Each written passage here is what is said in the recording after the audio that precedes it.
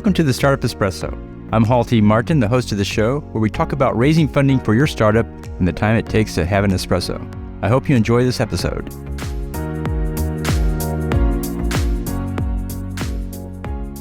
Hello, this is Hall T. Martin with the Startup Funding Espresso, your daily shot of startup funding and investing. The cap table shows the ownership of the business. It's often the case in venture-funded startups that the founder ends up with less than double-digit ownership. There's the issue of liquidation preferences and other terms that pay investors before the founder.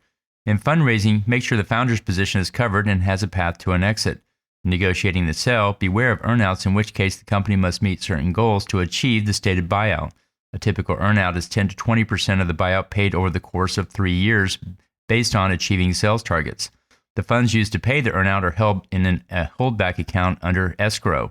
The control conditions must also be negotiated as it determines who has control over the business and how much control during the earnout. It's important to understand earnouts as they impact the founder's exit. Without a founder's exit, there's no motivation to carry the business forward. Thank you for joining us for the Startup Funding Espresso, where we help startups and investors connect for funding. Let's go start listening to today.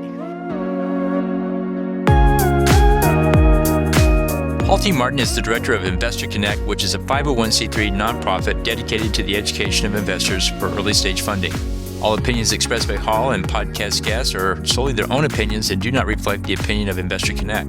This podcast is for informational purposes only and should not be relied upon as a basis for investment decisions.